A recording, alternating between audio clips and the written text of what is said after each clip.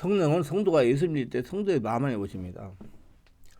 마음 안에 오신 성령은 성도가 성령으로 세례받기를 고대하고 계십니다. 성령으로 세례받을 때 비로소 성령의 성도의 전능격을 장악하는 겁니다. 그 성령의 전능격을 지속적으로 장악하고 지배하고 통치하는 게 성령 충만이고 영의 사람이 되는 거예요. 이 성령이 성도의 마음을 밖으로 역사할 때 성령은 서로 말미암아 귀신 정체를 드러나고 떠나가는 겁니다. 가계 저질을 일으키는 귀신이 떠나가는 거예요. 그래서 성도가 성령으로 세례받아야 권능 있는 성도가 되는 겁니다. 예수님은 우리가 불과 성령으로 세례를 받으러 가셔서, 그러나 성령이 예수 믿게 했다고 성령으로 세례받은 거 아닙니다. 믿는 것과 세례받은 건 다른 것이며, 성령님이 내주하신 건 성령으로 세례받은 건 다른 것이죠. 물세례를 받는 것이 적당히 넘어갈 수 있는 문제가 아니듯이 성령에서도 마찬가지예요. 성경에서 성령과 관련해 말씀하고 있는 심한 진리 중 하나는 성령으로 세례받으라는 것입니다. 성령 세례는 예수께서 주시는 겁니다. 성령 세례는 성령에서가 아니라 주 예수 위에서 행해지는 그리스도의 사역입니다. 성령으로 세례받을 때 성령이 예수 이름으로 임함으로 성령으로 세례받은 것을 체험적으로 느낄 수가 있습니다. 다른 사람도 내가 세례받은 걸 볼 수가 있습니다. 성령이 세례받을 때 성령의 권능이 함께 임합니다. 권능은 하나님의 일을 행하는 데 능력 있는 사람으로 준비시킵니다. 성령의 권능으로 가게 저주하는 귀신이 떠나가는 거예요. 성령으로 세례받으면 하나님의 영으로 사로잡히는 겁니다. 성경에 성령의 지배를 받게 됩니다. 성령의 세례는 성도의 마음을 그리스도에 대한 이해와 사랑과 신뢰를 가르치게 하고 성령의 삶의 주관자가 되며 하나님의 자녀로서 하나님 보내에 적합하도록 능력을 부여합니다. 성도는 성령으로 사로잡혀 영의 역사는 마귀 역사가 물러가는 겁니다.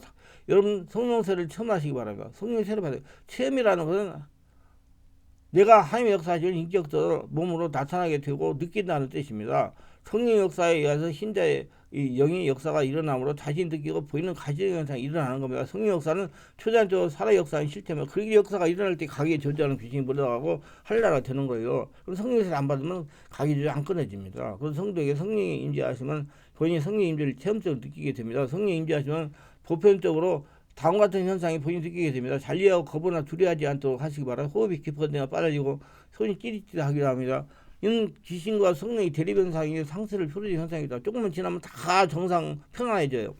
주체 못하게 울음이 터지거나 웃음이 터지는 경우에서 방언이 나오게 됩니다. 가슴이 찌르는 무엇이 빠져나오고 아픔을 느낄 수가 있으나 칼로 베는 것 같이 아픈 경우도 있어요.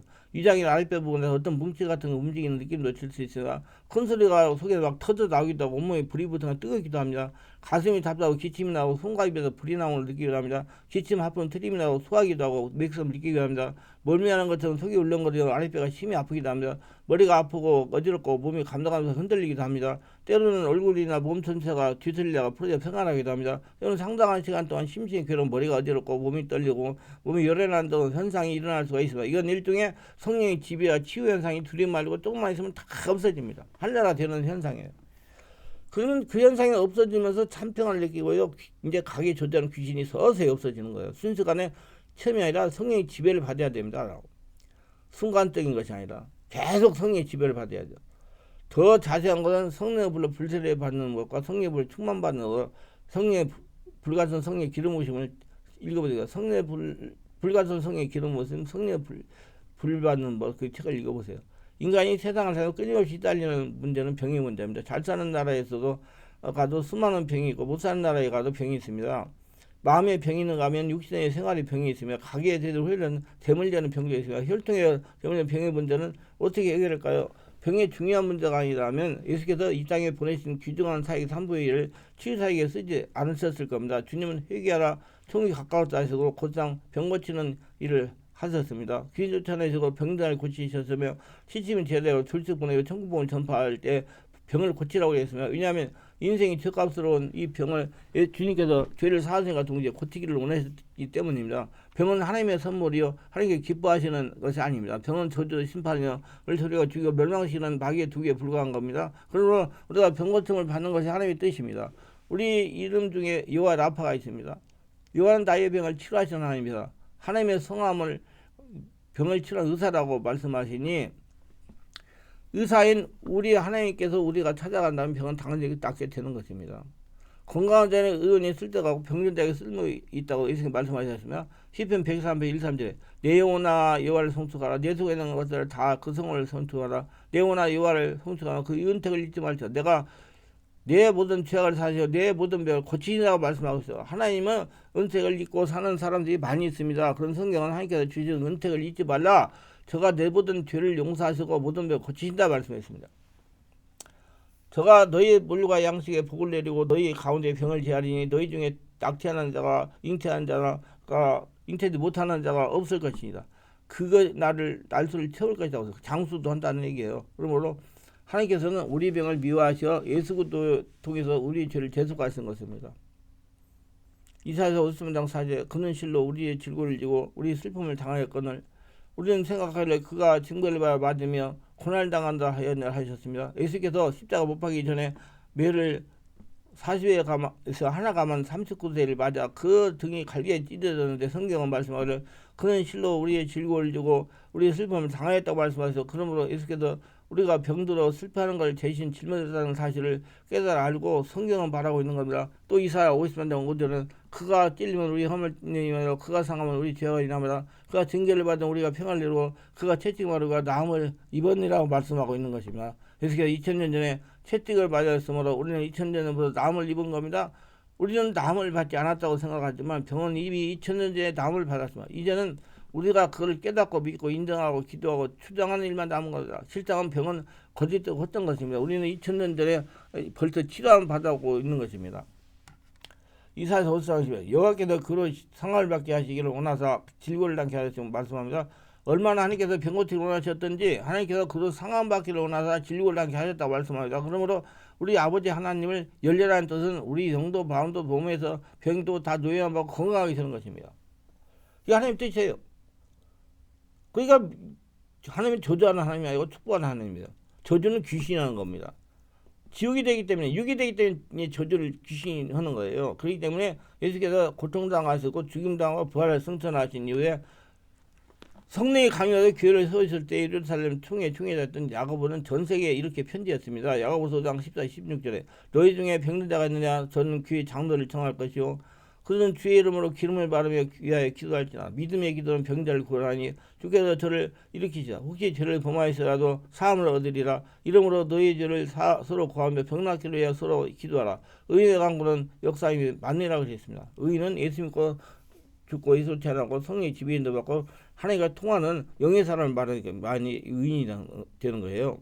그리고 결정적으로 교회는 병든 자를 위해 기도하고 그들을 치료를 위해서 역사하라고 명령하신 것입니다. 그러므로 그들의 백성과 교회는 자신의 병 고침을 위해 기도할 뿐 아니라 다른 사람의 병남을 위해 기도해야 됩니다. 안수해 줘야 돼요. 이것이 하나님의 뜻인 줄 알았은즉 우리가 병이 들면 우리 죄를 회개하고 단호의 병을 대적해야 됩니다. 병이 마귀에서 온 것인 줄 알았으므로 이걸 받아들일 필요가 없어요. 성령의 지배 가운데 원인을 찾아서 끝까지 믿음으로 강하게 대결하고 기도하고 치료하여 주장해가지고 대물된 병을 쫓아내고 건강한 삶을 살 권리가 있는 것입니다. 여러분 가게에 대물된 병은 한두 번에 사역으로 해방되지 못합니다. 온전히 하나님의 성전이 되기 때문에 성령으로 세례받고 성령이 지배받는 믿음 생활로 전환돼야 대물된 질병에서 해방이 될 수가 있어요. 영의 사람이 되어야 하나님과 음성을 듣고 순종한 사람이 되어야 자신과 가게가 천국이 되어야 대물된 질병에서 해방을 받는 것입니다. 성령으로 세례받는 것이 필수예요.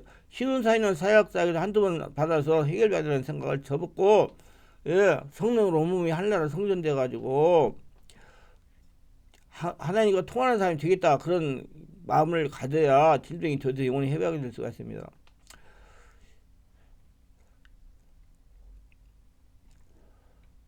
교회 내에서 서로 알고 만나 결혼한다고 모두 행복한 건 아니지만 제가 잘 아는 부부 얘기입니다. 이 자매는 피아노 반주에다가 성가대 뒤까지 하는 자매입니다. 아버지는 장로이고 어머니는 권사입니다. 이 자매가 한 교회에 다니는 청년하고 사랑에 빠졌습니다.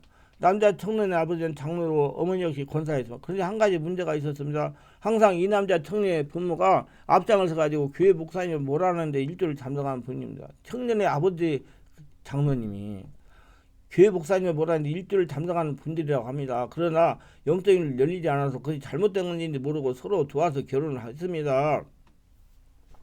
결혼하고 첫 아이를 가졌어요. 그런데 첫 아이를 가졌을 때 또 교회 문제가 생겨서 자신의 시부모가 앞장서서 교회 담임 목사님을 몰아냈습니다. 임신 중에 자매가 상처를 받은 것이며 충격을 받은 거다. 그러다가 달수가 서 아이를 출산한 난산이다. 11시간 진통에도 출산을 못하다가 아이를 기교를 끄집어냈습니다. 그때 아이가 중추신경에 충격을 받은 것입니다. 아이가 고개를 바로 세우지 못하고 28개월이 지나도 걷지도 못하고 누워 잔다고 합니다. 그래서 이것저것 용하다는 치유한다는 것을 단어로 치유되지 않으니까 저를 찾아왔어요. 그래서 손 놓고 예수 성령을 안수를 하니까 성령이 이렇게 감동하셨습니다. 사람 노릇을 못할 것이다. 그런 거. 사람 노릇 못할 거라. 그런 마음이 있어요. 안수하면 이 애는 사람 노릇 못한다 그래요. 즉 치유되어 살지 못한다는 겁니다. 그래서 안수를 해보니 한쪽이 마비되어 있었습니다. 경추에 문제가 생겨가지고 나타난 증상입니다. 저는 뼈신경 질병에 대해서 조금은 압니다. 얼마나 목젖 허리렇게 동맥경 오십견 등은 성령이 집에 기도하면 그 자리에 달려서요. 하도 많은 환자를 치유해보고 이분에 연구하다 보니까 자연이 터득된 것입니다. 제가 특별해서가 아니라 성령 하나님이 날 통해서 일하시는 거예요. 제가 죽었으니까 예수로 살았으니까. 그래서 아이를 안고 기도해보니 이미 치유시가 지난 것이었습니다. 형이 감식한 대로 아이가 몇 개월 후에 세상을 떠났습니다. 문제는 주변에 사는 불신자들이 장수인 부부는 친가 모두 다 양친이 장로이고 권사인데 왜 그렇게 아이라 그런 일 상태에 빠지고 고생하라 비곤다는 것입니다. 이게 참 듣기 힘든 거죠. 그 다음은 당신이 판단하시길 바라. 그래서 지금 남편이 무엇을 하냐고 물어보니까 직장에서 잘려서 논다는 겁니다. 그러면 앞으로 어떻게 하려겠다고 하느냐 물어보니까 드럼을 배워가지고 일자리를 얻어 드럼 치면서 살아야겠다 한답니다. 그래서 내가 자매 어머니에게 예수를 믿는 사람이 드럼을 치고 먹고 살겠다는 말이 됩니까? 제가 그게 목사님 성도를 어떻게 영적인 걸 하는지 모르겠다고 했습니다. 그러니까 자매 어머니가 이렇게 대답하는 겁니다. 자기네 교회에서는 목사님이 그런 영적인 설교를 하면 그냥 그 장로님들이 나서가지고 그 설교 못하라고 잘른다고 그래요. 장로들이 귀신 들린다. 귀신이 씌어가지고 귀신 노릇하는데. 귀신이 듣기 싫고 힘들어 나가야 되니까 못하게 하는 거예요. 그리고 계속하면 영락 없이 뭐라 한다고 합니다. 그래서 자매에게 남편의 아버지 장로님이 잘 계시냐고 물었습니다. 그때 이렇게 대답했어요. 2년 전에 갑자기 뇌졸중에 와가지고 고생을 하다가 작년에 세상을 떠났다는 겁니다. 우리 교회 안에서 결혼할 때 부모의 신앙에 대해서 알아봐야 되고요. 그런 영적인 문제를 해결하시고 그래야 돼요. 마음이 그 자매가 임신했을 때 내적 치유를 알고 성령 세례를 알았다면 내적 치유하고 마음이 편하게 했다면 그런 일이 당하지 않았을 거예요. 몸의 기능이 정상하니까 그렇게 출산이 안 된 거죠. 이 자매는 시부마 죄악으로 고통을 당하고 있는 것입니다. 그 아이까지도. 그래서 아이도 그 할아버지의 그 죄악으로 인해 가지고 세상을 살지 못하고 가버린 거잖아요. 교회에서 만나 연애하며 결혼해서 이런 한 병이 있습니다. 그래서 영화를 읽고 기도하고 또 기도하여 하나님이 예비한 배우자를 만나고요. 영적인 세계를 바라고 깨달으셔야 돼요. 영적 세계는 카리스마 영적 세계를 장악하는 법 책을 읽어보세요. 정말 중요한 얘기입니다. 이런 경우도 있어요. 이렇게 당하는 경우도. 세상에 장로 아버지, 권사 엄마, 장로 시아버지, 장로 권사 엄마 이런데 그렇게 됐다고 하면 이해를 하겠습니까? 참 내가 보니 안타깝더라고요. 진짜. 기도하면 오늘도 저희 설교를 끝까지 들어보시는 축복하옵소서. 특별하게 구독, 좋아요, 알람 설정, 후하신 분들을 기억하시고 각의 저지에 대해 바르게 깨닫고 성령을 세례받고 영적인 세계를 바르게 깨닫고 자기관리를 잘하면서 자신이 하나님 나라 보물이 돼가지고 평생 하나님과 동행하며 하나님이 자신을 통해 일하는 복전자가 되며 하나님의 축복을 거두며 살아가고 있어서 예수님의 이름으로 기도합니다. 아멘.